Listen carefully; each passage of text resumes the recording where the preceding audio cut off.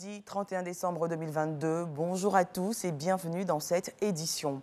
Le ministre d'État, ministre de la Défense, Téné Birahima Ouattara, s'est rendu à Toubor, une localité de la région du Bounkani.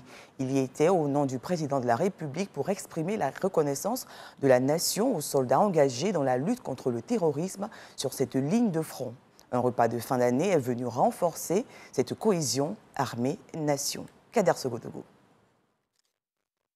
Toubor, région du Bounkani. Le ministre d'État, ministre de la Défense, Téné Birahima Ouattara, vient faire corps avec ses hommes. Les soldats de la zone opérationnelle Nord engagés dans la lutte contre le terrorisme. Ils sont en faction dans la localité qui a tué plusieurs attaques terroristes.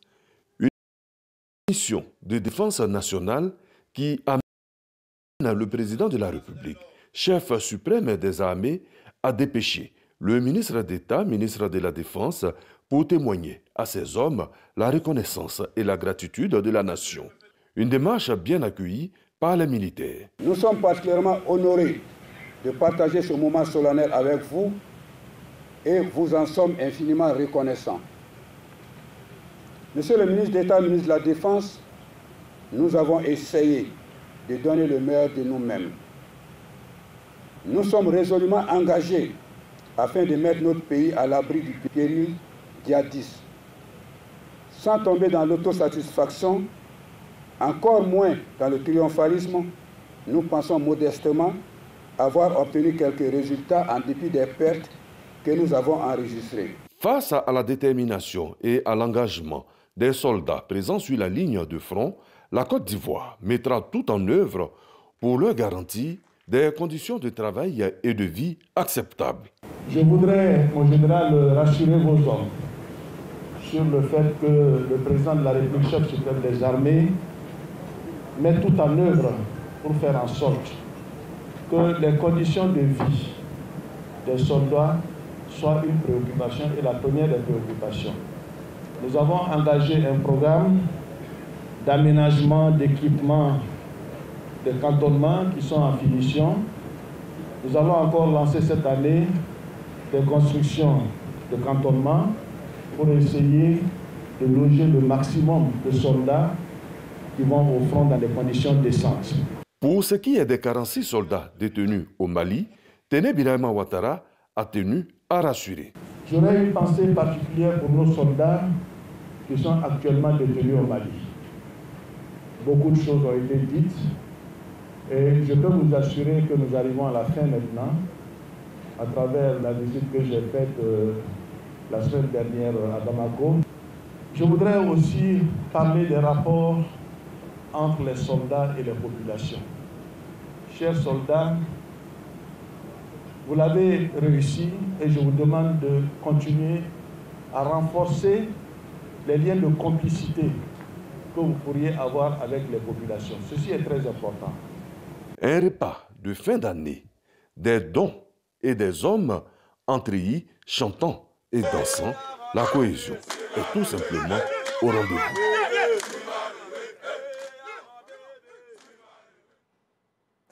De Toubor, rendons-nous à Korogo, où le vivre ensemble et la cohésion entre fils et filles de la commune à travers le sport est une réalité.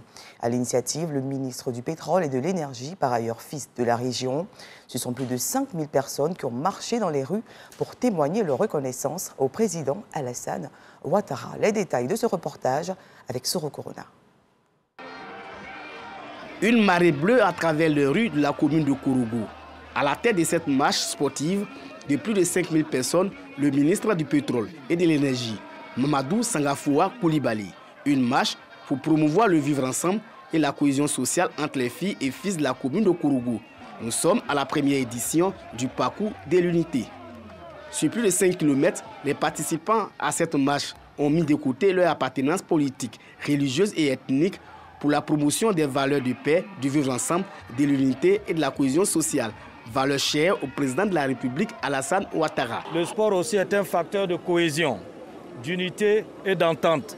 C'est pour cela que nous avons baptisé le parcours de l'unité pour caractériser le caractère d'union du sport. Ce sont des populations heureuses de participer à cette marche en dépit de la fatigue et du vent sec de l'harmattan. Tout le monde est ici aujourd'hui, de tous bords, toutes les religions.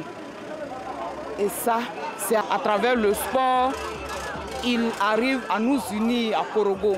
Le ministre Sangafoua Koulibaly, au nom des populations, salue l'engagement du chef de l'État de faire de la paix et de la cohésion sociale une réalité en Côte d'Ivoire. Au nom du président de la République, vous remercier. Oui, jeunes de Korogo, jeunes du Koro, d'ici et d'ailleurs, je vous exhorte à l'union, à l'unité, à la discipline et au travail. Cette marche pour la paix et la cohésion est suivie d'une séance de fitness. Attention. Revenons à Abidjan, plus précisément à Yopougon, une commune où la consommation de la viande de porc semble être très prisée. En témoignent les nombreuses appellations attribuées à cette denrée que l'on trouve à tous les coins de rue, Gabriel, Gabichot, Porc-Audio. Les consommateurs ne manquent pas de superlatifs pour qualifier leur viande préférée. Notre reporter Amidi Rassouba s'est rendu dans la plus grande commune d'Abidjan pour nous éclairer. Yopougon, commune populaire du district d'Abidjan. C'est ici que Cowboy, âgé d'une soixantaine d'années, mène son activité de restauration depuis 15 ans. Il est connu pour ses talents culinaires, sa spécialité, la viande de porc au four. La cuisson, d'abord je viens avec la viande fraîche. Et donc le bâtiment qui est là, c'est le four.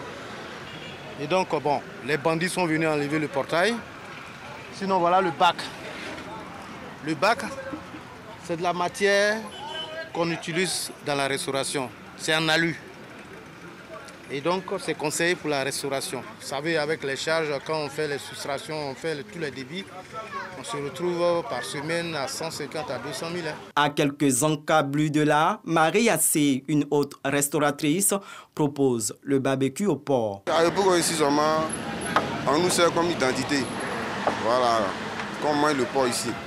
C'est la nourriture phare à Yopougon ici. Il y a deux qualités, il y a le porc africain et puis, comment on appelle, celui qui est importé. Voilà, ça veut dire africain, c'est cher, c'est ce que moi j'aime moyen, parce qu'il y a pas de cher. À Yopougon, des espaces sont dédiés au porc. C'est le cas au carrefour Gandhi. Difficile de se frayer un chemin. On trouve une gamme variée de mets à base de porc.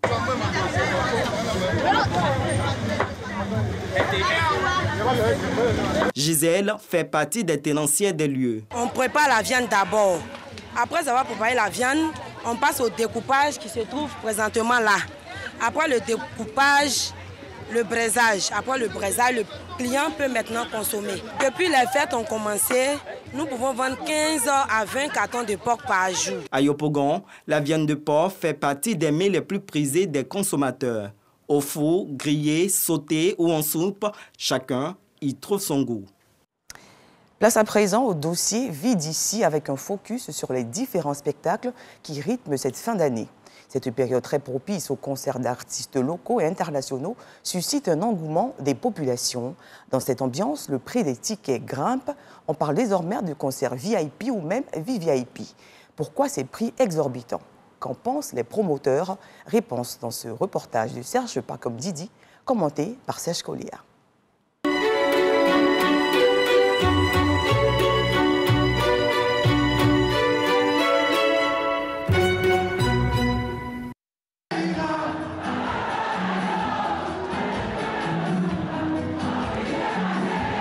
Ambiance de rumba, samedi 24 décembre 2022. Fally Ipupa, la star de la République démocratique du Congo, retrouve son public abidjanais pour le réveillon de Noël.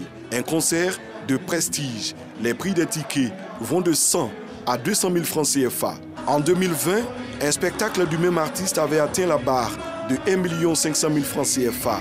Prestige ou surenchère? La question mérite d'être posée. L'année dernière, il y avait du monde. Et il y a ceux qui se plaignent, mais pour eux, il y a du coup les concerts grand public. Après, je pense qu'il y en a pour toutes les bourses. Donc pour chaque portefeuille, je pense qu'il y a du Fally pour chaque portefeuille. Depuis 2019, les concerts dits VIP ou VVIP en privé ou dans des salles font partie de la réalité du showbiz en Côte d'Ivoire. Les tarifs d'entrée oscillent entre 50 000 et 300 000 francs de façon générale.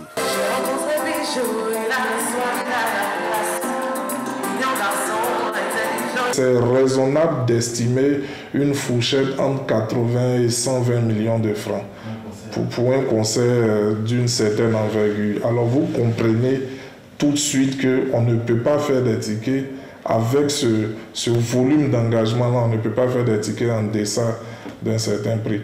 Le Palais des Congrès semble être le cadre idéal pour ce type d'événement. La location, c'est 15 millions. Le coût, il est connu, le coût il ne varie pas. Dans un passé récent, de tels chiffres auraient été inimaginables pour un spectacle. J'avoue quand même que les tarifs ont vraiment flambé. Mais au Palais des Congrès, à l'époque, on était à... Moi, quand je débutais, on était à 3 millions. 3 millions, c'est remonté après à 5 millions. Alors déjà, c'était bon, raisonnable à l'époque. Et puis derrière ça, on avait accès au partenariat beaucoup plus facilement qu'aujourd'hui. Quand vous avez un partenaire qui vous accompagne, vous avez ne serait-ce qu'une marge de manœuvre pour faire des tarifs raisonnables. De l'avis des promoteurs, c'est une nouvelle donne qui s'impose au monde du showbiz. Les charges organisationnelles deviennent de plus en plus lourdes à supporter.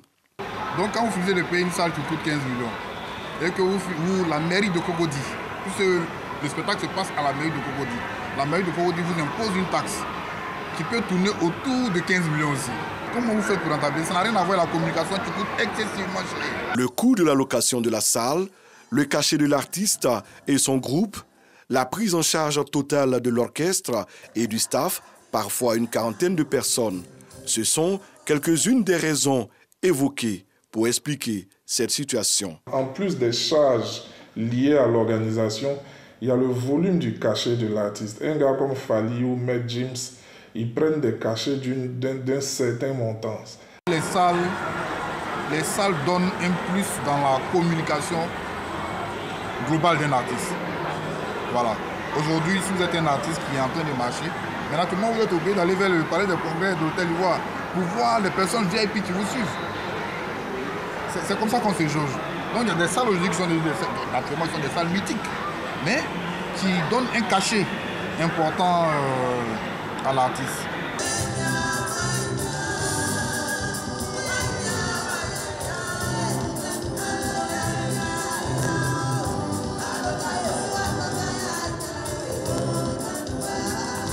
C'est une question de disposition, c'est une question de coût de la salle, c'est une question de commodité, en raison aussi du confort et de tout ce qu'on veut donner à ces fans qui viendront. Déjà, ils seront reçus sur un tapis rouge, ils seront escortés par un service protocolaire. Donc, véritablement, il y a tout un confort qui est mis en œuvre pour que tout se passe très bien. Le Burida, le Bureau ivoirien du droit d'auteur, rentre en ligne de compte. Le promoteur doit verser des sommes avant que l'artiste ne se produise. Il faut que les promoteurs sachent que la redevance du droit d'auteur à payer, c'est le fondement du spectacle qui va avoir lieu. Il y a des tarifs qui sont prévus, qui tiennent compte de leur chiffre d'affaires, etc. Mais quand les promoteurs viennent vers nous, il y a un forfait qui leur est accordé. Pour voir en prestation les artistes nationaux, africains ou internationaux dans certains espaces, il faut désormais délier les cordons de la bourse. Le concert Fally à 200 000 francs, il n'est pas normal pour moi.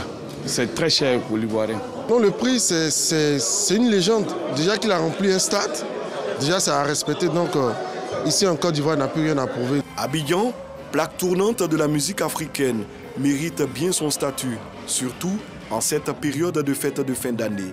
Les artistes se disputent musicalement la scène et les concerts VIP se multiplient malgré cette croissance vertigineuse des prix. Les fans et amoureux de musique, pour ceux qui en ont les moyens, s'en accommodent. L'actualité africaine est dominée au Burkina Faso par un climat de fébrilité qui s'est emparé de Ouagadougou, la capitale burkinabé depuis hier. Le dispositif sécurité a été renforcé autour de la primature devenue le quartier général du capitaine Ibrahim Traoré, ainsi que la radio-télévision publique causant l'inquiétude des populations. Au même moment, un mouvement de grogne a été signalé au Centre national d'entraînement de Pau, à une centaine de kilomètres au sud de la capitale. Des soldats réclamaient le paiement de leurs primes selon des sources militaires. Et pour terminer, le président Bolsonaro a quitté le Brésil ce vendredi pour les États-Unis, 2 jours avant la fin de son mandat et l'intronisation de son successeur, Luiz Inácio Lula da Silva, à Brasilia. Ces informations ont été relayées par plusieurs médias. La figure d'extrême droite avait déjà indiqué à plusieurs reprises qu'il serait absent pour la passation de pouvoir, signalant tout de même que les électeurs déçus de Bolsonaro contestent encore sa défaite. C'est ici que se referment les portes du dernier 6h30 de 2022. Je vous souhaite une riche et belle année 2023 chargée d'ondes positives. À bientôt.